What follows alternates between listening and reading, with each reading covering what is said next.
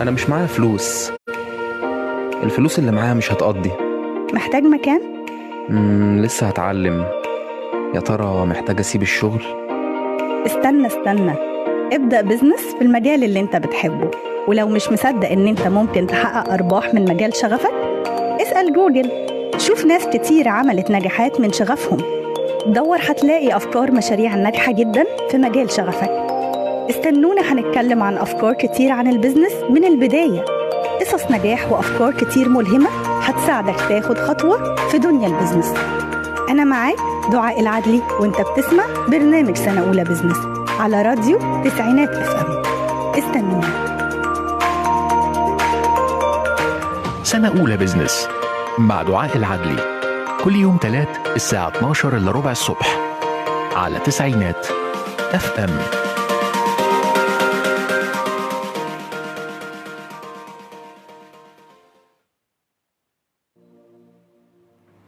يا صباح الخير والتفاؤل والأفكار الملهمة على كل مستمعينا وأصدقاء راديو تسعينات FM وأصدقاء برنامجكم سنة أولى بزنس.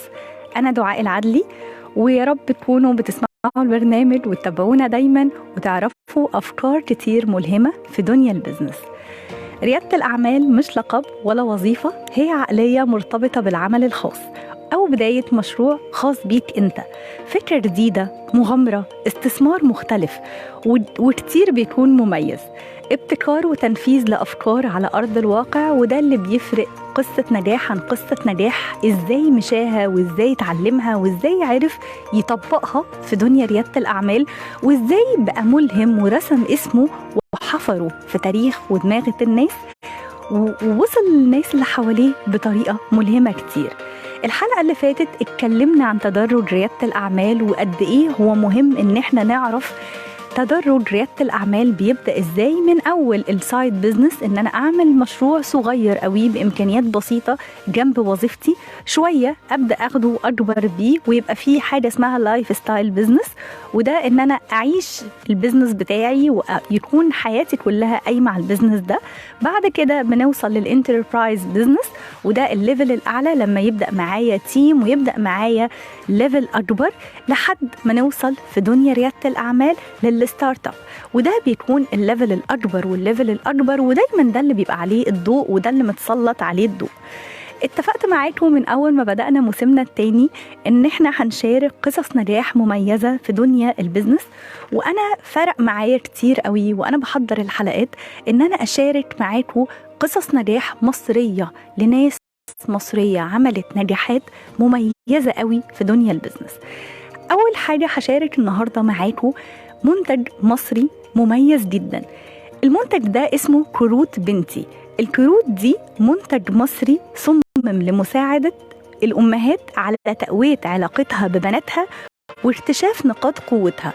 يعتبر هو أول منتج متخصص لكل أم عندها بنت أقل من 16 سنة، هيساعدها على اكتشاف نقاط قوتها ويعلمها ازاي تنمي مهارة بنتها، ويزود قدرات البنت والصفات الإيجابية عندها، اكتشاف مواهبها واهتماماتها، ويعلمهم ازاي يتشتتوا وازاي يعرفوا يركزوا على النقاط القوة اللي عندهم، ويكتشفوا الجمال اللي موجود جوه أولادهم بدري في سن صغيرة.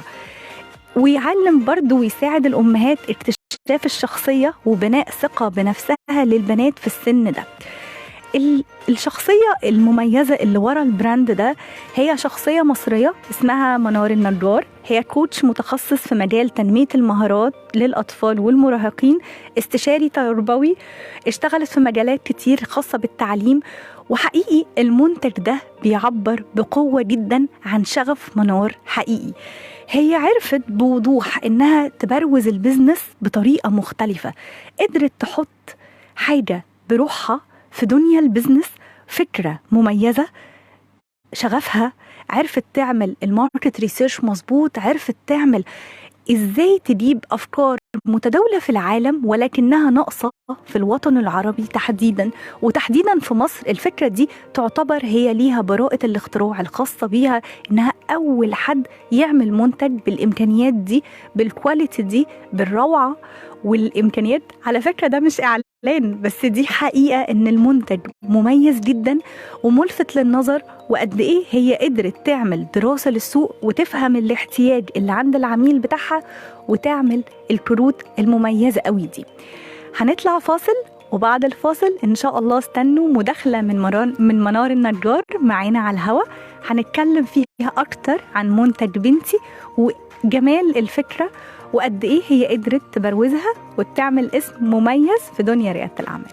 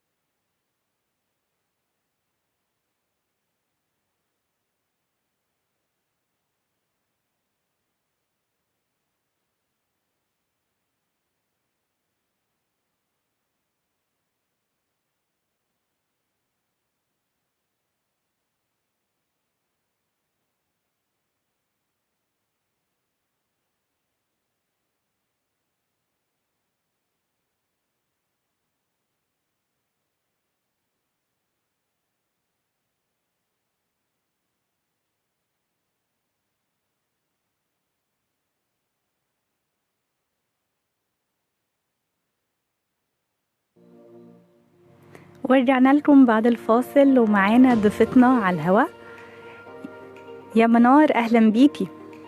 اهلا بيكي يا دعاء. ازيك؟ عامله ايه؟ يا رب تكوني بكل خير. ميرسي، ربنا يخليكي. طيب يا منار، احنا عايزينك تعرفينا اكتر عن نفسك وعن فكره كروت بنتي. انا منار النجار، استشاري ومدرب تربوي، متخصصه كمان في تنميه مهارات الاطفال والمراهقين والمراهقات تحديدا كمان. تخصصي الاكتر في تربيه البنات، لان ده كان مربوط بتجربتي مع بنتي ومع اخواتي البنات من قبلها. فده اكتر جزء، يعني 80% من شغلي فيه. بنتي هو اول منتج في الوطن العربي بيساعد الام ان هي تكتشف نقط قوة بنتها. ده الجزء الاول منه، هو مجموعتين. يعني المجموعة التانية هي 9 ألعاب تقدر البنت تلعب بيهم مع مامتها أو مع الناس حواليها، فده بيقوي العلاقة أكتر بين الأم والبنت.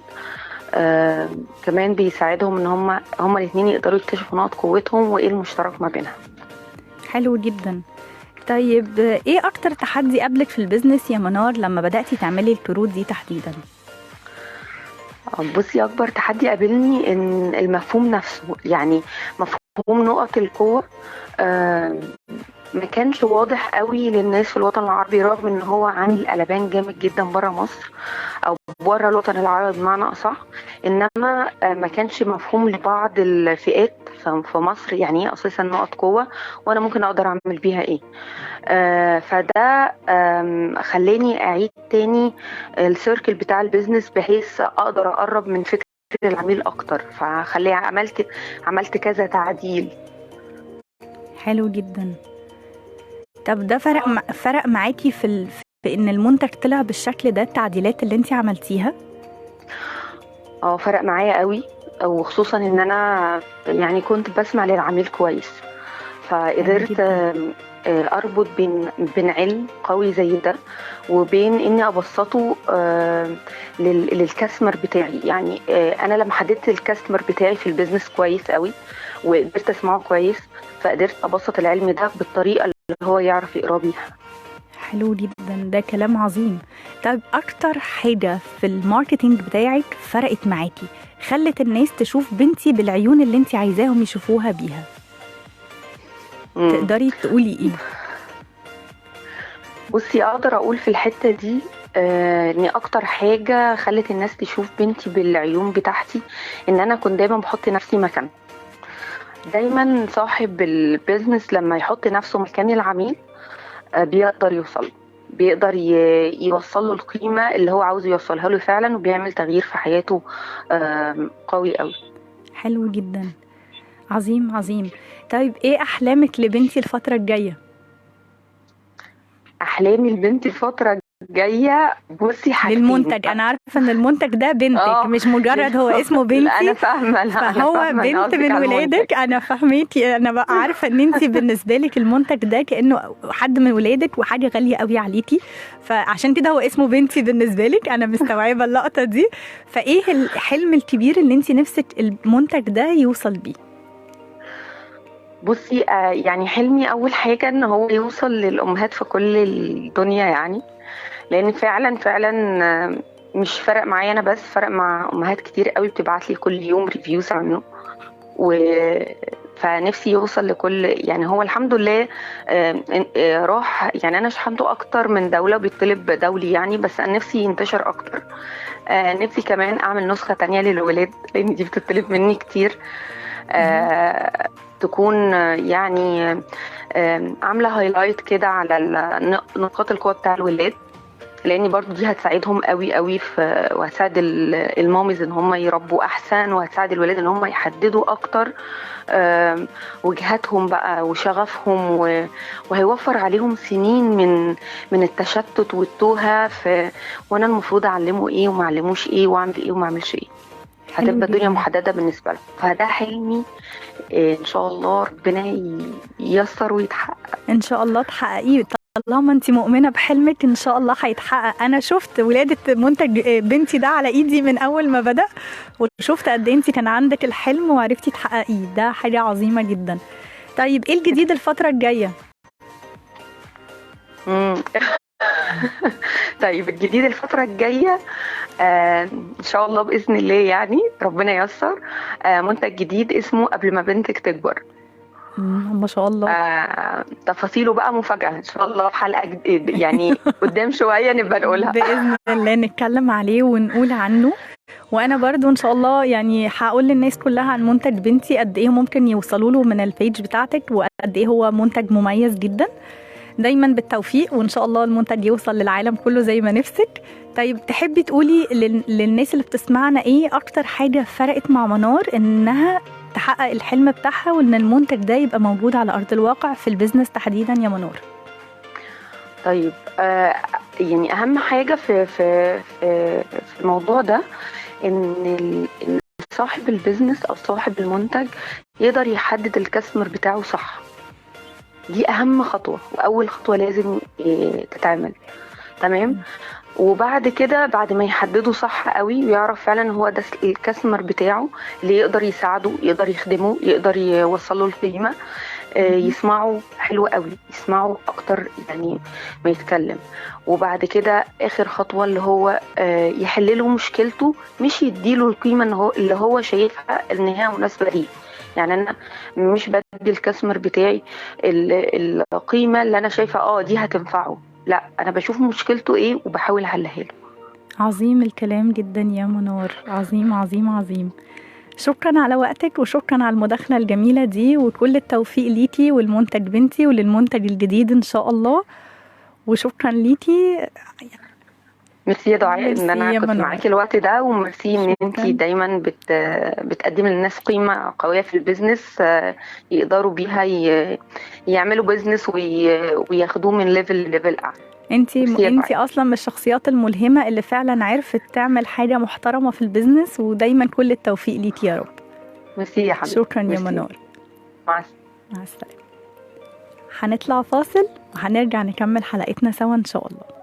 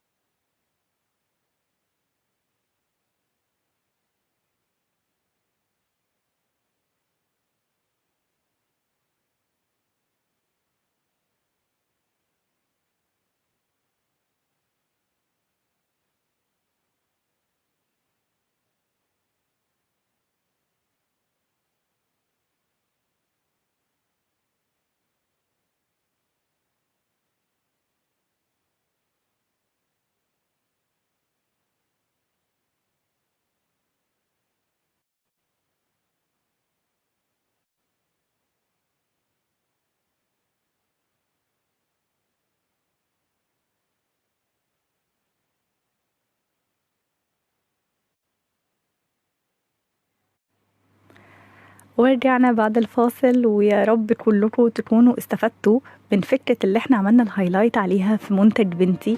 المنتج حقيقي لمس الماركت بطريقة لطيفة قوي. صاحبة البراند منار النجار عرفت تحط كل الأسس الأساسية في إنها تعمل براند ليه هوية في الماركت، ليه أساس. الناس بقت عارفة إن المنتج ده بتاع الشخصية دي. منار عرفت تكون الشخص اللي ورا البراند بقوة، عرفت تقدم شغفها في صورة مبتكرة ومختلفة.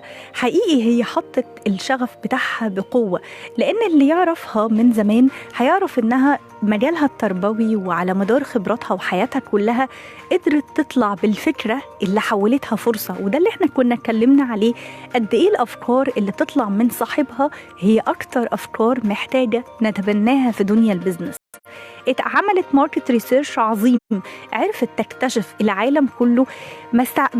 ما اعتمدتش على الماركت المصري بس، هي اعتمدت على الماركت العالمي. شافت البلاد الغربية بتقدم ايه، خدت ما يناسبنا بعاداتنا وتقاليدنا وأفكارنا العربية وعملت بيها حاجة خاصة بيها بهوية مصرية. حطت كل اللي اتعلمته، حطت شغفها في فكرة تقدر تساعد بيها الأمهات إن هم يحققوا أقصى فايدة لبناتهم، وخصوصا ان السن ده حقيقي المنتجات اللي بالصورة دي ان احنا نلعب مع ولادنا ويبقى في كواليتي تايم بيننا وبينهم، وخصوصا السن الصغير.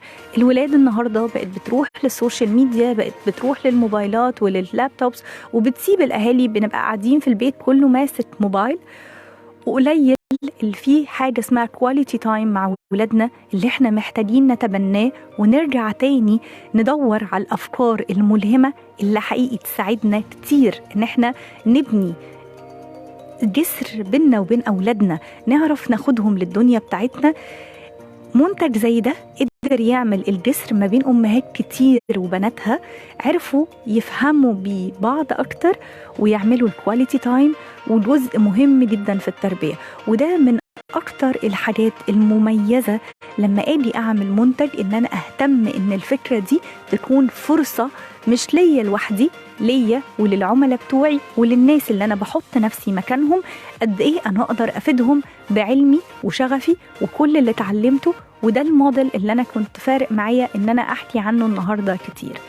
هنرجع برضو نتكلم، هنطلع فاصل صغير ونرجع نتكلم عن أهم حاجة بتميز رائد الأعمال في أفكاره، ال7 حاجات اللي محتاجة كل رائد أعمال يسترجع نفسه ويعرف ال7 أفكار دول جواه. هل هو فعلا رائد فكر رائد أعمال؟ هل هو عنده حاجة يقدر يقدمها للناس بتوعه؟ فاصل صغير وراجعين على طول.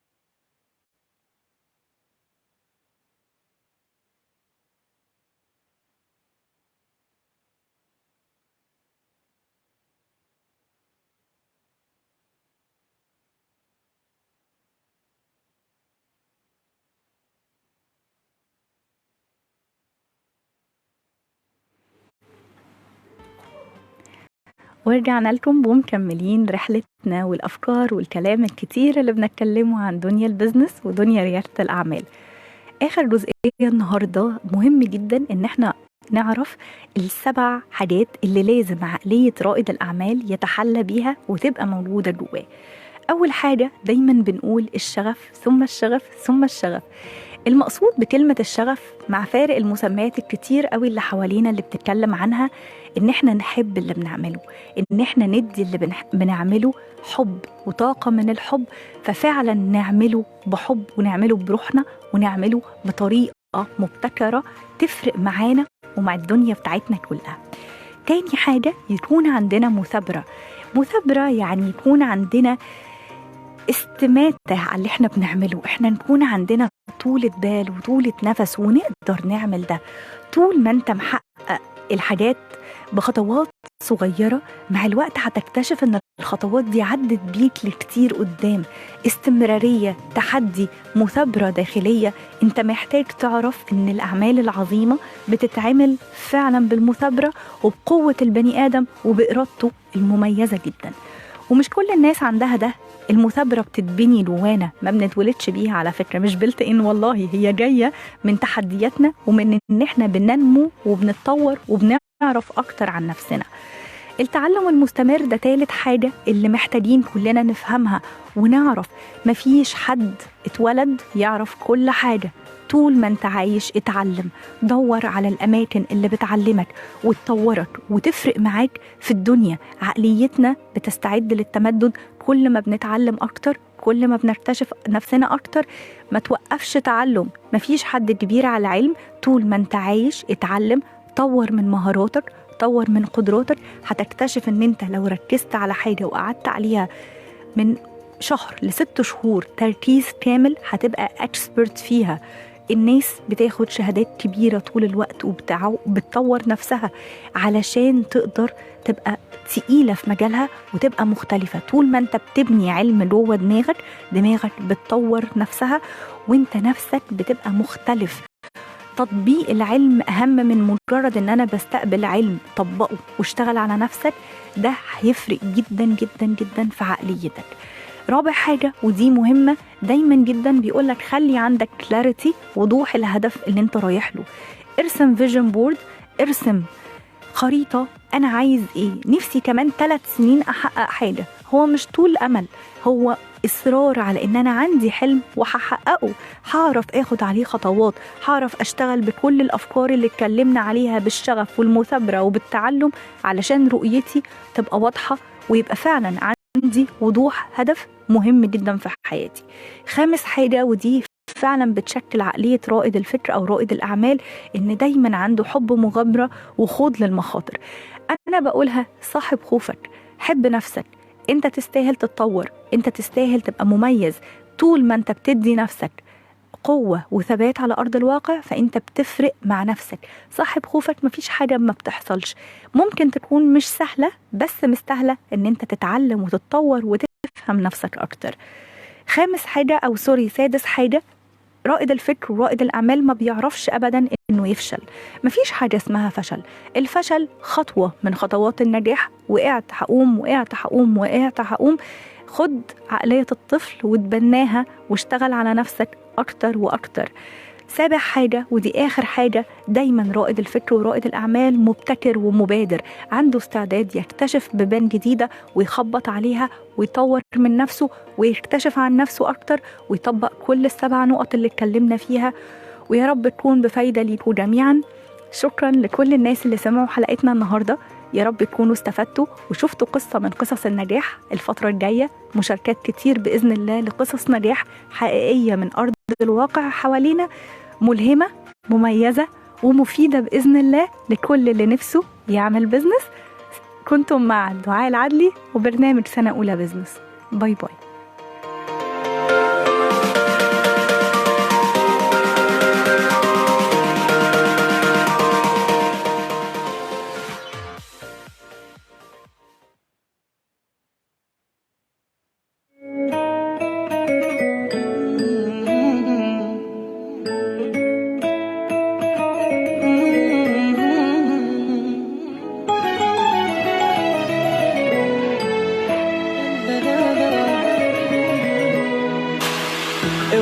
تخلي الدنيا تمشيك وتخلي كلامها يمشي عليك.